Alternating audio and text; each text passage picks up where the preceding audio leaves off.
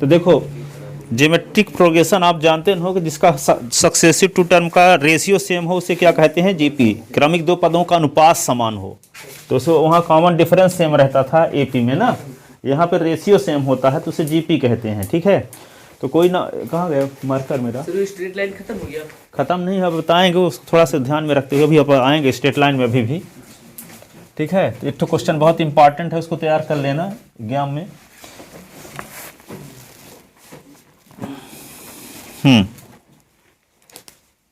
If 3 number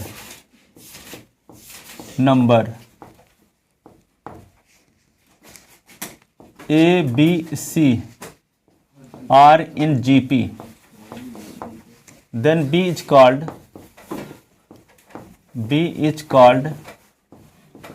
geometric mean. Then B is called geometric mean of A and C. तो B is equal to क्या होगा, A B क्या है, ए और सी का क्या कहलाएगा, ज्योमेट्रिक मीन। ठीक है, जैसे यहाँ पे 2 और 4 और 8 जीपी में है, क्यों है, क्योंकि 4 में 2 का भाग दोगे तो 2 आएगा, 8 में 4 का भाग दोगे तो 2 आएगा, तो जीपी में है कि नहीं है, तो 4 कहलाएगा 2 और 8 का ज्योमेट्रिक मीन। 4 क्या कहलाएगा, 2 और 8 का ज्योमेट्रिक मीन। तो जब 4, 2 और 8 का ज्योमेट्रिक मीन कहलाएगा तो 4 को निकालने का तरीका क्या है, 2 और 8 का गुणा करके रूट लगा दो, 16 का वर्गमूल 4, तो 4 आ तो गया। ठीक है, कहने का मतलब कि यदि 2-3 नंबर जीपी में है तो बीच वाली नंबर पहली और तीसरी का क्या कहलाता है, ज्योमेट्रिक मीन कहलाता है। ठीक है, ज्योमेट्रिक मीन कहलाता है। गुणोत्तर माध्य, क्या बोलेंगे, गुणोत्तर माध्य, geometric mean, geometric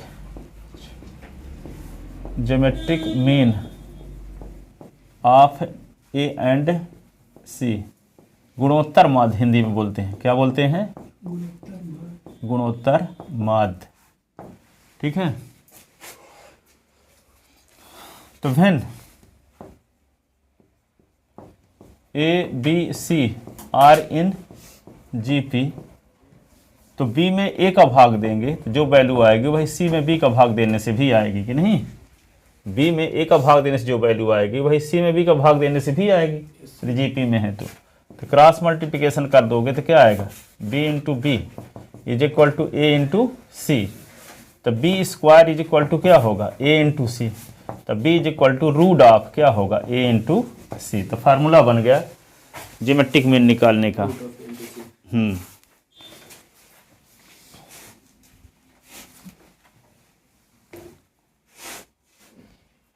to find the geometric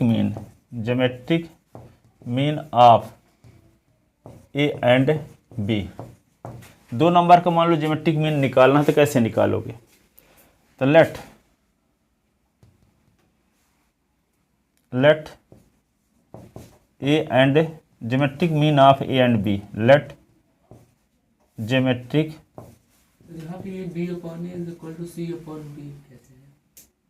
हाँ यही बोले ना कि 2, 4, 8 जीपी में है तो दूसरे पद में पहले पद का भाग दो और तीसरे पद में दूसरे पद का भाग दो तो समान रहेगा, है कि नहीं है समान, तो वही तो किया गया है कि दूसरे पद में पहले पद का भाग दो और तीसरे पद में दूसरे पद का भाग दो तो समान रहेगा। ठीक है, क्रॉस मल्टीप्लिकेशन कर दिए तो b into b a into c, तो b square is equal to a c, तो 2 इज इक्वल टू 2। ठीक है, to find geometric mean of A and B, तो let g be, let geometric mean of A and b g, मान लेते हैं कि ए और बी का ज्योमेट्रिक मीन जी है। ठीक है, देन ज्योमेट्रिक मीन को ए और बी के बीच में एडजस्ट कर दोगे तो जीपी बन जाएगी कि नहीं, then A G B are in GP, तो जब ए जी बी जीपी में होंगे तो जी में ए का भाग दोगे तो जो वैल्यू आएगी बी में जी का भाग देने से भी वही वैल्यू आएगी कि नहीं। जीपी में 3 नंबर हैं तो दूसरे में पहले का भाग देने से या तीसरे में दूसरे का भाग देने से वैल्यू सेम रहेगी, रहेगी कि नहीं रहेगी। तो यहाँ पे क्रॉस मल्टीप्लिकेशन कर दो तो G square is equal to क्या आ गया ए बी, तो implies G is equal to root A B हो गया। तो 2 नंबर का ज्योमेट्रिक मीन निकालने का फार्मूला बन गया, दोनों को मल्टीप्लाई करके रूट लगा देंगे, दोनों को मल्टीप्लाई करके रूट लगा देंगे तो उस दोनों नंबर का गुणोत्तर माध्य आ जाएगा। ठीक है, दोनों नंबर का क्या आ जाएगा। जैसे क्वेश्चन लेते हैं सिंपल सा, find the geometric mean of 4 and 9, 4 and 9, तो गिवन 2 नंबर, एक नंबर को हम मान लेते हैं ए, तो ए बराबर 4 और बी बराबर क्या है 9। तो geometric mean G is equal to हम क्या जानते हैं रूट ए बी ना, तो जी इज इक्वल टू 4 गुणे 9, तो 4 को क्या लिख सकते हैं 2 गुणे 2, 9 को 3 गुणे 3, पेयर बन रहा है कि नहीं। तो क्या बचेगा 2 गुणे 3, तो क्या आएगा 6। तो ज्योमेट्रिक मीन आ गया क्या 6, hence geometric mean of 4 and 9, hence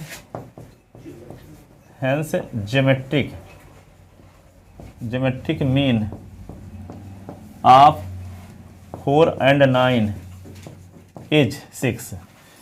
4 और 9 का ज्योमेट्रिक मीन क्या है 6 है। 4 और 9 का ज्योमेट्रिक मीन क्या है, ये 9 है, जी नहीं है 9 है। Hence geometric mean of 4 and 9 is 6, 4 and 9 is 6। ठीक है, इसका ये ऊपर वाला भी फॉर्मूला सेम ही है ना दोनों सर। हाँ, तो ये जैसे ए बी सी 3 नंबर हैं, अब 2 नंबर दी गई हैं तो ज्योमेट्रिक मीन निकालने का फार्मूला निकाले हैं यहाँ। हाँ सर। और यहाँ 3 नंबर जीपी में तो रिलेशन क्या होगा, B is equal to root A C, A B C में। ठीक है, और 2 नंबर का ज्योमेट्रिक मीन निकालना हो तो g is equal to root A b, 2 ही नंबर यहाँ दिया है, यहाँ 3 नंबर थे ना ए बी सी। यदि 3 नंबर जीपी में हो तो ए बी सी में रिलेशन क्या होगा, b square is equal to a c का हो चाहे b is equal to root A c का हो, एक ही बात है। यदि 3 नंबर जीपी में है तो ये रिलेशन है। जैसे 2 नंबर एपी में हो तो इसका रिलेशन था क्या, A B C are in A P, तो क्या होगा B minus A is equal to C minus B, B से ए को घटाने से जो वैल्यू आएगी वही वैल्यू सी से बी को घटाने से भी आनी चाहिए। तो माइनस बी को इधर ले आओ तो बी प्लस बी, और ये क्या होगा ए को उधर ले जाओ तो ए प्लस सी, तो 2b is equal to a plus c, तो b is equal to a plus c upon 2। तो 3 नंबर के एपी में होने के लिए ये कंडीशन है और 3 नंबर के जीपी में होने के लिए ये कंडीशन है, दोनों चाहे ये लिखो चाहे ये लिखो, और एपी के लिए ये लिखो चाहे ये लिखो। तो 3 नंबर एपी में कब होंगे, जब 2b is equal to a plus c हो अथवा b is equal to a plus c upon 2 हो। और 3 नंबर जीपी में कब होंगे, जब बी स्क्वायर बराबर ए सी हो अथवा b is equal to root A c हो। लिखवा देते हैं नोट में। हाँ, note first 3 number a B C are in A P if 2b is equal to a plus c or b is equal to a plus c upon 2। Note second 3 number a B C are in G P if b square is equal to a c or b is equal to root A C. Maidi column में आ सकता है, AP में है तो condition क्या होगी और GP में है तो कंडीशन क्या होगी। 3 number a B C are in A P, then 2b is equal to a plus c or b is equal to a plus c upon 2। और 3 number a B C are in G P, तो b square is equal to a c, तो b is equal to root A c. ठीक है, 2 number का mean निकालना हो तो क्या करेंगे, उन दोनों को जोड़ करके 2 से डिवाइड कर दोगे, और ज्योमेट्रिक मीन निकालना तो दोनों को मल्टीप्लाई करके रूट लगा दोगे। ठीक है,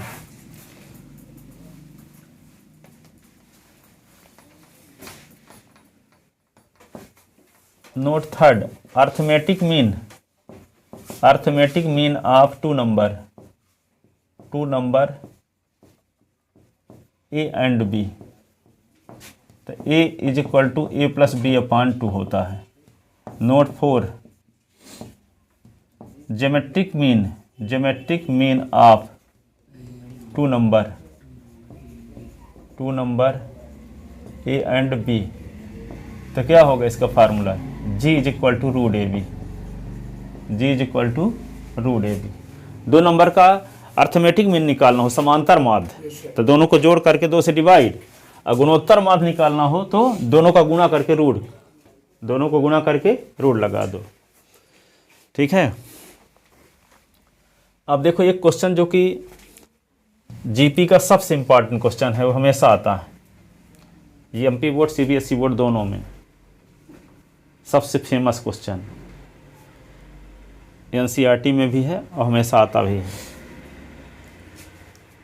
एमपी बोर्ड में भी कई साल आ चुका है वो।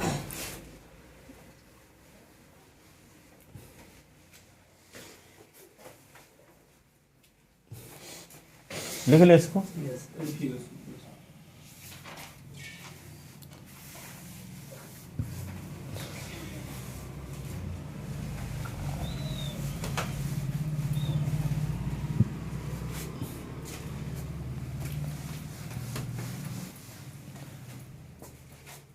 नोट थर्ड बस मत मिटाइए, नोट थर्ड नोट फर्स्ट हो गया।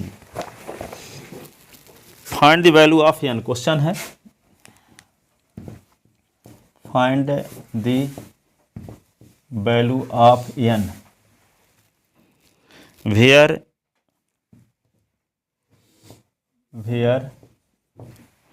The geometric mean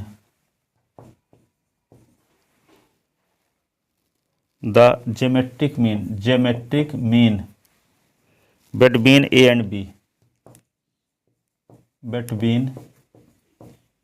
and B, is A की पावर n प्लस 1 और B की power n plus 1 upon A की पावर n और B की पावर n। यदि A और B का ज्योमेट्रिक मीन ये नंबर हो तो n की वैल्यू क्या होगी, ये हाँ, find the value of n where geometric mean, दो नंबर A और B का ज्योमेट्रिक मीन ये हो तो n के स्थान पे क्या रखें, n की वैल्यू निकालो। ऑब्जेक्टिव में कभी पूछा है, कभी क्वेश्चन में ज़्यादा बार पूछा है, किताब में क्वेश्चन में दिया है, ऑब्जेक्टिव में नहीं दिया है। ठीक है, पर सीबीएसई बोर्ड में कई साल ऑब्जेक्टिव में भी आया है ये n की वैल्यू क्या होगी। ठीक है, एमपी बोर्ड में तो क्वेश्चन है पूछा गया है।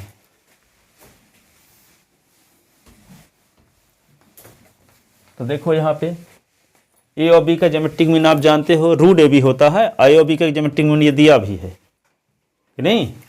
लिखो सलूशन इसका, given that geometric mean of गुणोत्तर माध्य of A and B is equal to geometric mean of A and B, तो G M is equal to आपको दिया है ए की power n plus 1 plus B की power n plus 1 and A की power n plus B की power n, and we know that geometric mean बराबर होता क्या है, दो नंबर का, आप रूट ए बी अभी प्रूफ किए हैं। तो इक्वेशन हो गया ये फर्स्ट, इक्वेशन हो गया सेकंड। तो दोनों का लेफ्ट हैंड साइड सेम है कि नहीं है, तो राइट हैंड साइड भी क्या होगा, फ्रॉम फर्स्ट एंड सेकंड। इसका मतलब क्या हुआ, ए की power n plus 1 plus B की power n plus 1 upon A की पावर n बी की पावर n प्लस बी की पावर n रूट ए बी।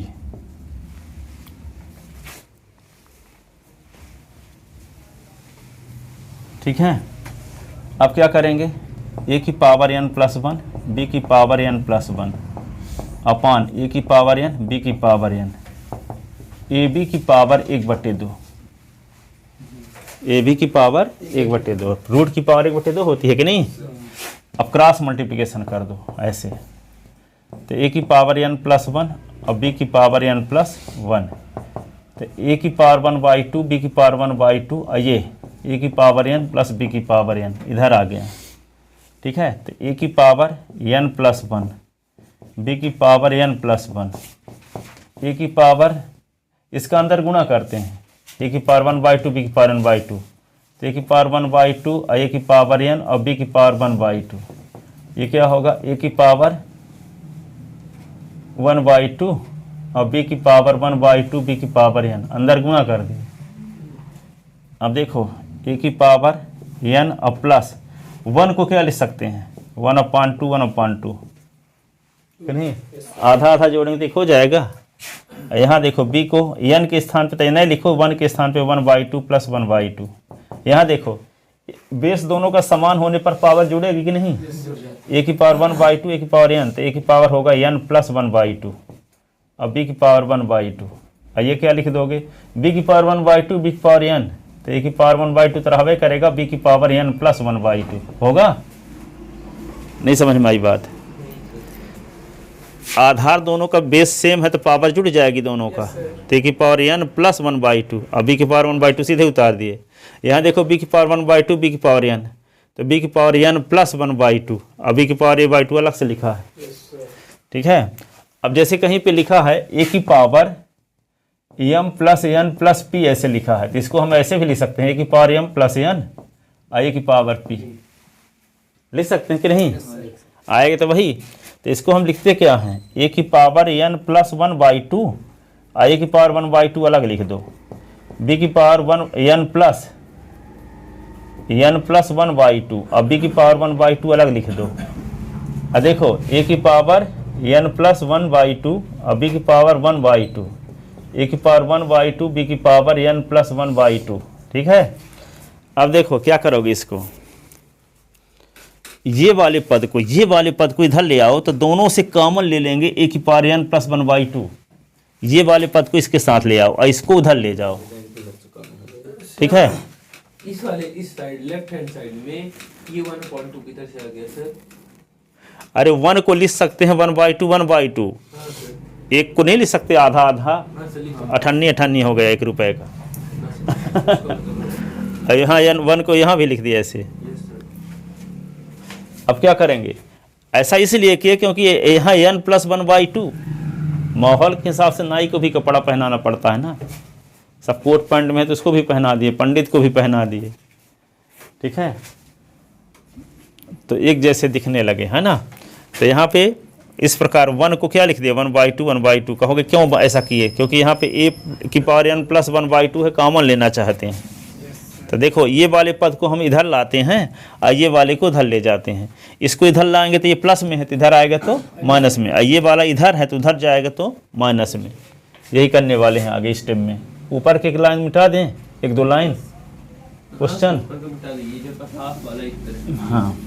तो देखो ये ए की पावर n प्लस 1/2, यहाँ भी देखो ए की पावर n प्लस 1/2, तो ये दोनों में सेम पद दिख रहा है कि नहीं, कॉमन लेने के लिए इस वाले पद को इधर लाते हैं। और यहाँ देखो b की पावर n प्लस 1/2, यहाँ भी देखो b की पावर n प्लस 1/2, तो दोनों में सेम पद दिख रहे हैं, तो इस वाले पद को उधर ले जाएंगे और कॉमन लेंगे b की पावर n प्लस 1/2, ठीक है। तो यहाँ लिखते हैं a की पावर n प्लस 1/2, a की पावर 1/2। अब इस वाले टर्म को इधर लाते हैं तो माइनस हो गया, a की पावर n प्लस 1/2, b की पावर 1/2, a की पावर 1/2 और b की power n plus 1/2 minus b की पावर n प्लस 1/2, b की पावर 1/2 ऐसे। अब कॉमन इससे क्या ले लेते हैं, a की पावर n प्लस 1/2, a की पावर n प्लस 1/2 कॉमन ले लिए तो a की पावर 1/2 माइनस b की पावर 1/2। यहाँ भी देखो b की पावर n प्लस 1/2 कॉमन ले लिए तो a की पावर 1/2 और b की पावर 1/2, ये बचा। अब देखो इस वाले पद को इधर ले आओगे तो बटे में होगा, ये वाले इधर ले जाओ तो ये भी बटे में, ठीक है, अपान में। तो यहाँ a की पावर n प्लस 1/2 है और ये वाला इधर आया था अपान में हो गया b की पावर n प्लस 1/2।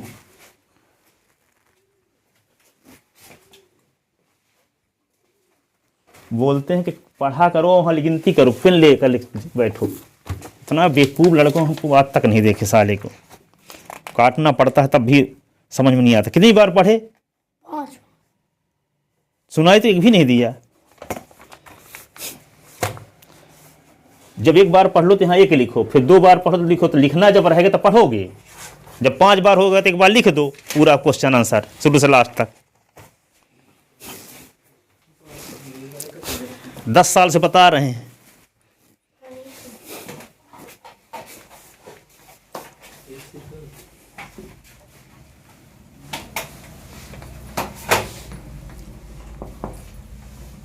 ए की पावर 1/2 और बी की पावर 1/2, ये इधर आया था अपान में हो गया, ये कट गया। हर यहाँ पेन है देखो, नहीं तो घंटे भर पेन लेने में लग जाएगा तुमको।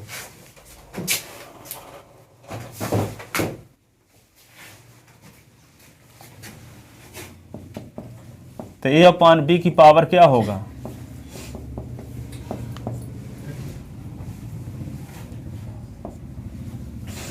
कट गया तो 1 आया ना। अब क्या करोगे? ए अपान बी की पावर n + 1/2, 1 के स्थान पे ए अपान बी की पावर 0 लिख दो। अब दोनों का बेस सेम है तो पावर क्या होगा? सेम होगा। कहोगे ए अपान बी की पावर 0 क्यों लिखे? ताकि दोनों का बेस सेम हो जाए तो पावर भी सेम होगी। 1 के स्थान पे किसी भी टर्म की पावर 0 लिखा जा सकता है कि नहीं? तो क्या होगा कंपेयर करोगे तो n + 1/2 = 0। तो n की वैल्यू हो गया -1/2, ये n की वैल्यू आ गई। कोई भी जीपी पढ़ाएगा तो सबको लगेगा ये वाला क्वेश्चन इसमें है, तो इम्पॉर्टेंट, सबसे इम्पॉर्टेंट क्वेश्चन है। कोई भी जैसे आप ही पढ़ाओगे कभी लगे जीपी वाला ये क्वेश्चन जीपी में इम्पॉर्टेंट था। एक तो 666 वाला है, तो ये इसलिए बताने लगे क्योंकि जिसको आप मान लो कवर किया नहीं जा सकता उस टाइम में, जिस टाइम में आपका पेपर होने वाला है, इसलिए ऐसा पढ़ा देते हैं कि आपका एग्जाम अभी कंप्लीट हुए नहीं है, अभी स्टेटल ने पूरा नहीं हुआ है। तो ये ना सोच लेना कि छोड़ छोड़ के पढ़ा रहे हैं, वो तो आपको एग्जाम बीच बीच में किसी का आ गया, किसी का कुछ आ गया तो कुछ पढ़ाने लगे। ठीक है, ताकि सबसे इंपॉर्टेंट वाला क्वेश्चन भी आया तो छोड़ के ना हो, नहीं बड़ा अफसोस होता कि इसको बता दिया तो बन जाता आप लोगों से। सर यहाँ पे थोड़ा a अपॉन b की पावर 0 हाँ। ऊपर से लिख सकते हैं, कैसे लिख सकते हैं? हाँ हाँ, पूरा रीजन देना पड़ता है। नहीं, ये बताना है कि a अपान b की पावर ये है तो यहाँ पे 1 के स्थान पे कुछ भी लिख सकते हो, इसकी पावर 0 भी लिख सकते हो, b की पावर 0 भी लिख सकते हो, a अपान b की पावर 0 भी लिख सकते हो, कुछ भी लिख सकते हो। यहाँ पे पावर 0 होना चाहिए। तो यहाँ बेस में a अपान b है तो यहाँ बेस में a अपान b होना जरूरी है, और इसकी वैल्यू भी डिस्टर्ब ना होने पाए। तो a अपान b की पावर 0 इतने पर्याप्त है कि 1 के स्थान पे a अपान b लिख दिया तो यहाँ पे दोनों का बेस सेम हो गया। ये नहीं कि और रीजन कुछ लिखना पड़ेगा, आप लिख नहीं रहे हो। इतना पर्याप्त है कि दोनों का बेस सेम करने के लिए ऐसा लिखा गया। तो जब बेस सेम है तो पावर भी सेम होगा। हाँ,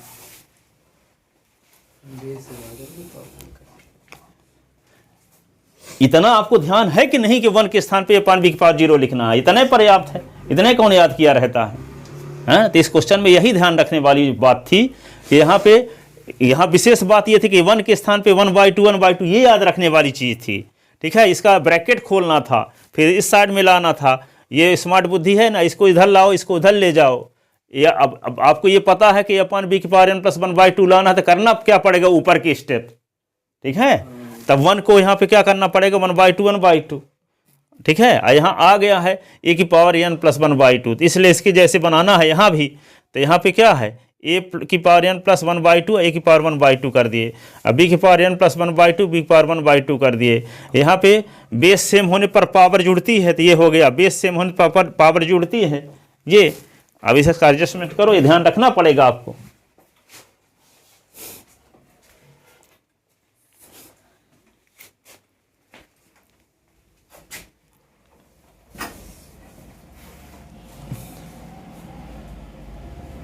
लिख ले।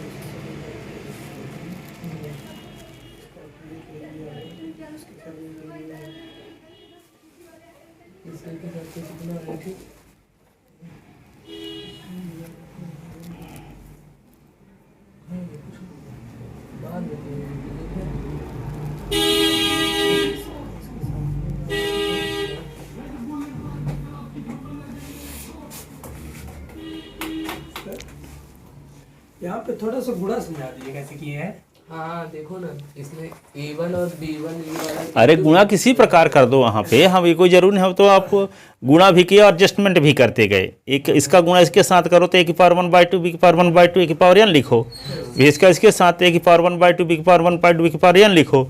अब बेस सेम वाले पदों को इकट्ठा लिख दिए। हाँ एक साथ है, क्योंकि वो लास्ट में करना था, दो एक स्टेप नहीं लिखे हम, एक मिस कर दिए मान लो, कि इसी क्रम में लिखते फिर बाद में एडजस्टमेंट करते, तो हम एडजस्टमेंट साथ साथ करते गए। और आगे A का लिख दिए दोनों साइड में, फिर B का फिर A का लिखी, फिर दोनों B। हाँ जब दोनों का बेस सेम रहेगा तब ने पावर जुड़ती है वही चीज़। सर ये यहाँ पर इक्वल टू 1 तो 1 को फिर हम लोग ये लिख सकते हैं A upon B equal to 0, ये ब्रैकेट वाला 0 सर। किसी भी टर्म की पावर जीरो करने से क्या होता है, 1 होता है। तो यहाँ पे बेस सेम बनाने के लिए अपन बी की पावर जीरो कर सकते हैं, किसी भी टर्म की पावर जीरो का तो 1 होता है।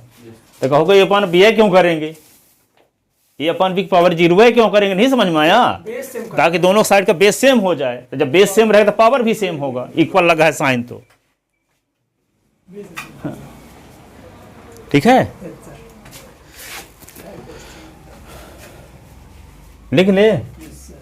तो ऐसे क्वेश्चन जब पेपर में आए तो ये नहीं कि इनको छोड़ के जाओ, सबसे पहले इन्हीं को तैयार किया करो, ठीक है।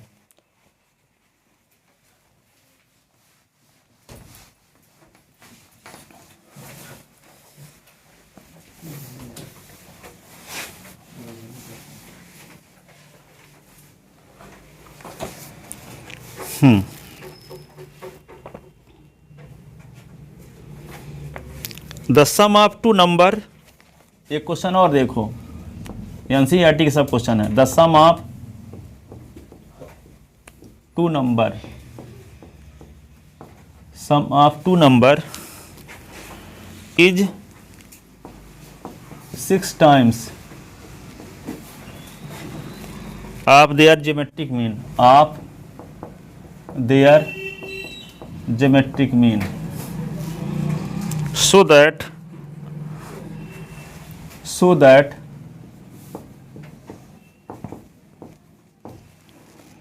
they are in the ratio, they are in the ratio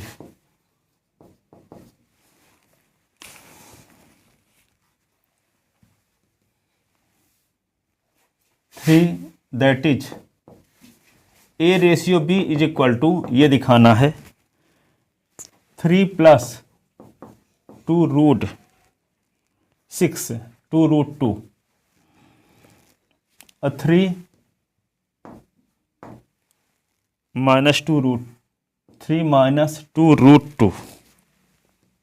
2√2 जी। ये कहता है कि दो नंबर का योगफल उसके गुणोत्तर मात्र का 6 गुना है। देखो तो ए और बी का योगफल, मान लो let two number be, A and B, मान लेते हैं दो नंबर ए और बी हैं, तो दोनों का सम क्या होगा अकॉर्डिंग टू क्वेश्चन, प्रश्नानुसार a + b इंटू क्या कहता है 6 टाइम, उसका ज्योमेट्रिक मीन √ab होगा ना ए और बी का, ठीक है। तो दोनों का योगफल ज्योमेट्रिक मीन का 6 गुना है, ये दोनों का योगफल ज्योमेट्रिक मीन का 6 गुना है। तो ज्योमेट्रिक मीन में 6 का गुना कर देंगे तो दोनों बराबर हो जाएंगे।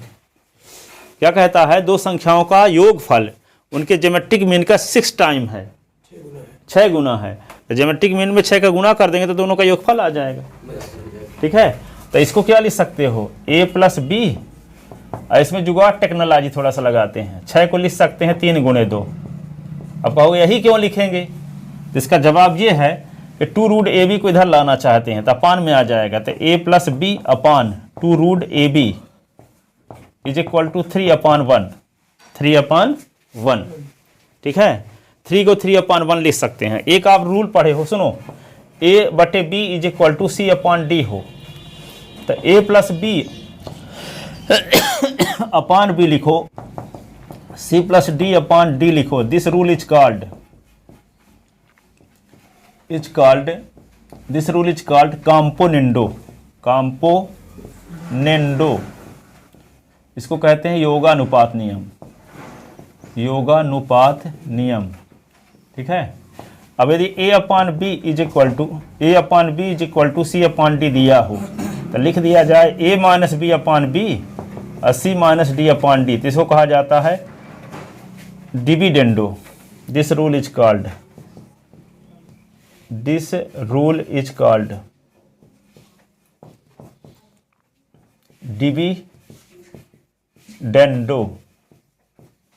Dividendo.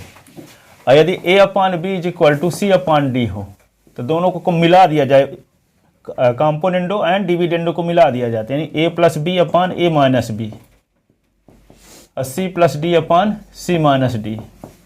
This rule is called componendo and dividendo.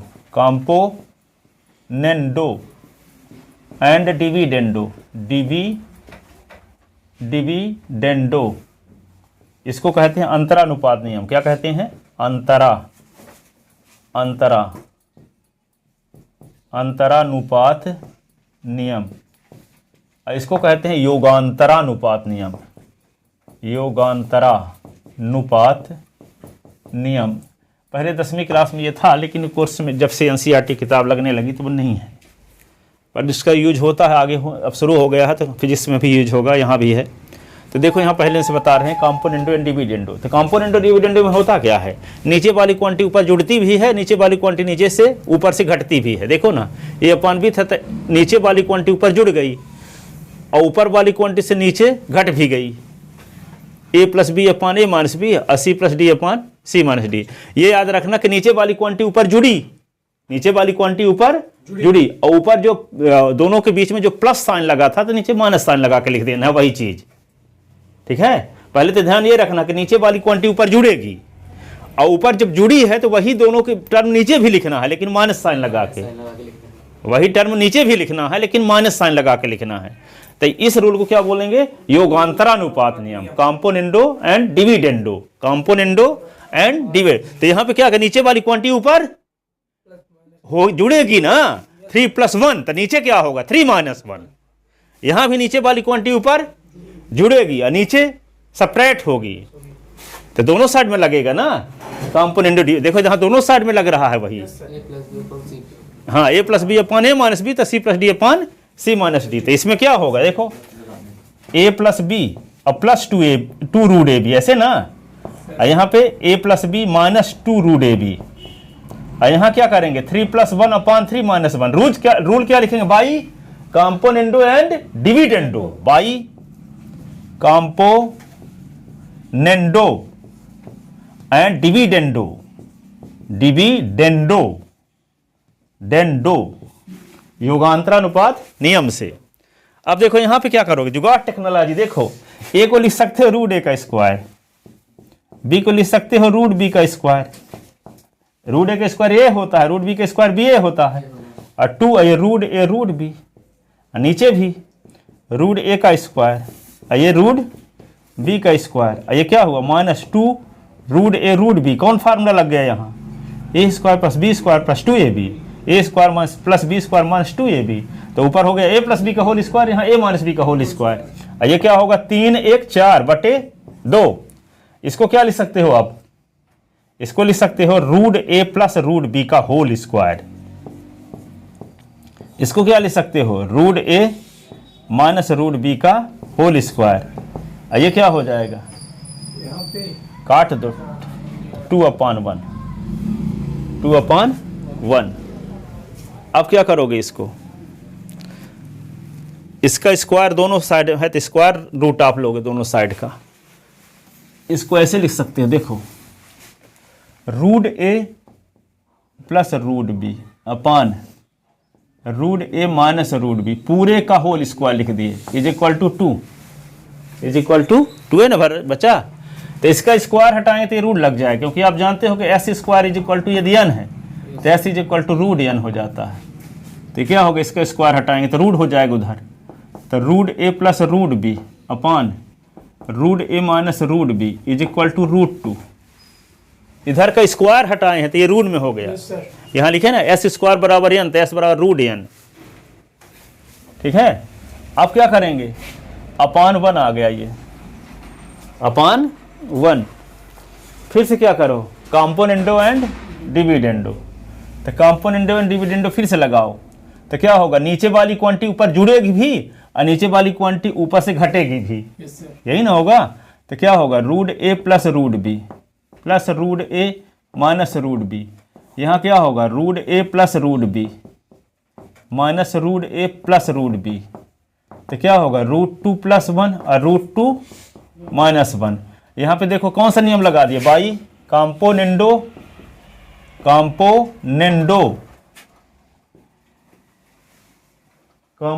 And dividendo.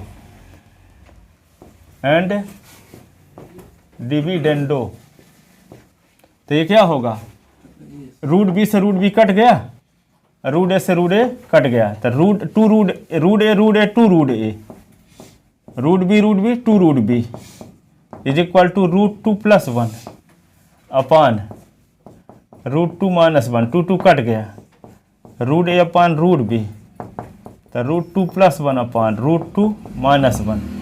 अब ए रेशियो भी ना निकालना है, तो स्क्वायरिंग बोथ साइड।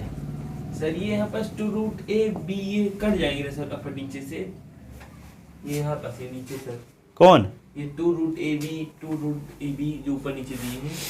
इतना नहीं जानते, इंटू जब लगा रहता तब कटता है। 1000 बार बोले हैं कि प्लस माइनस में नहीं काटना है, यहां इंटू लगा रहेगा, यहां लगा रहेगा इंटू, तभी कटेगा, माइनस प्लस में ना काट देना।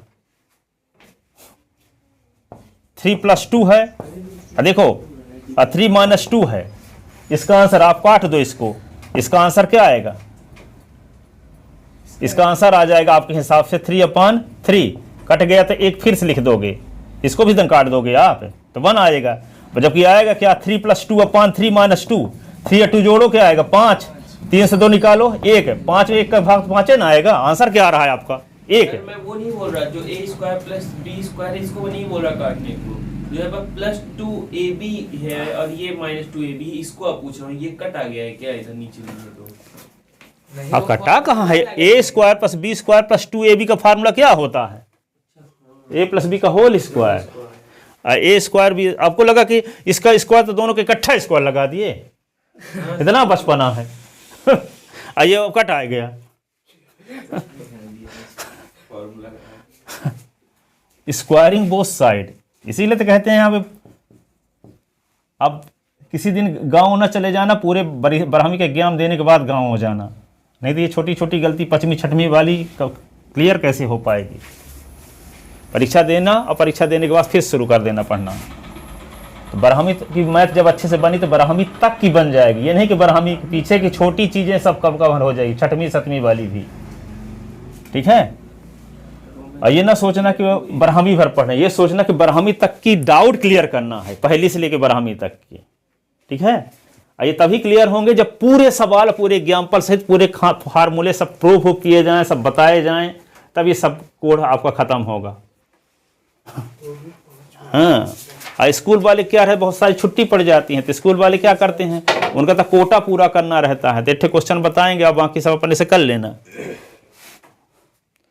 स्क्वायरिंग बोथ साइड, क्या करोगे, अब स्क्वायरिंग बोथ साइड क्यों कर रहे हो, रूट हटेगा कब, जब स्क्वायर करेंगे।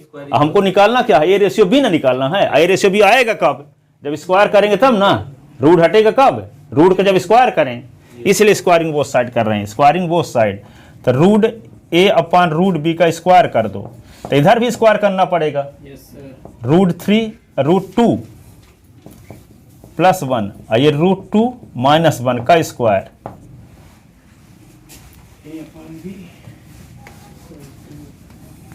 इनको अच्छे से तैयार किए रहे ना, और फील ना कराना स्कूल में हम ये क्वेश्चन हमसे बनते हैं, ठीक है। नहीं फील करा दोगे तो इनको ना देंगे वो, फिर जितना भरे बहुत इंपॉर्टेंट है।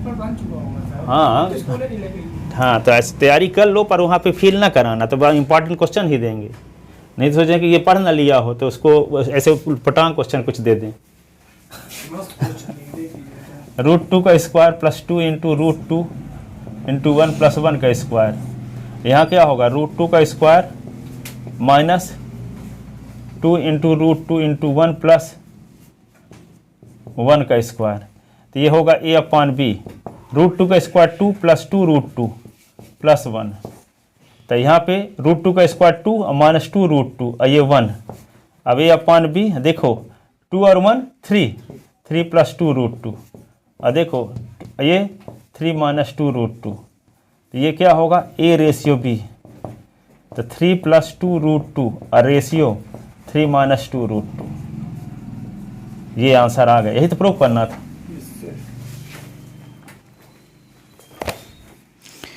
इसमें पता नहीं कैसे लगाया है, पर यह सबसे बेहतरीन तरीका है।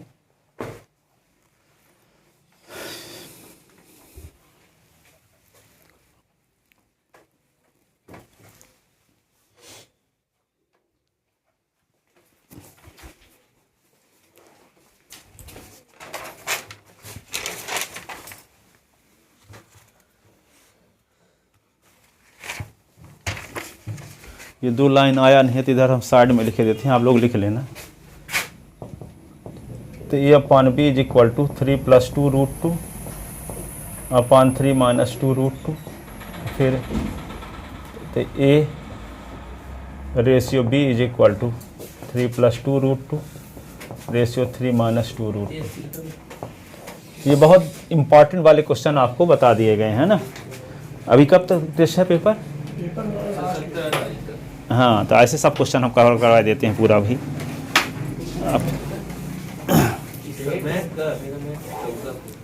आप एग्जाम में आने वाले क्वेश्चन ना छूटने पाएँ, ये सोचते हैं। फिर टाइम जो बचा रहेगा तो सब इनको जो बचे कुछ क्वेश्चन है दोनों को बता देंगे, स्टेट लाइन के भी इसके भी। अभी कौन सा चैप्टर है बचा है? प्रोबेबिलिटी और स्टेटिस्टिक है ना, आगे वाला परमुटेशन कॉम्बिनेशन के वे लैंग्वेज वाले क्वेश्चन हो गए, सब हो जाएंगे, कंट्रोल में है। ये नहीं है कि अब हाँ आप लोग रोज पढ़ने भर आते रहो, हर संडे टेस्ट देने आते रहो, हम सब करवाएंगे पूरा, जहाँ डाउट होगा फिर। ठीक है, लगे रहेंगे। और जैसे आप क्वार्टरली हाफ ईयरली का एग्जाम देने चले जाते हो कभी कभी, तो यहाँ पे आना है ट्यूशन भी।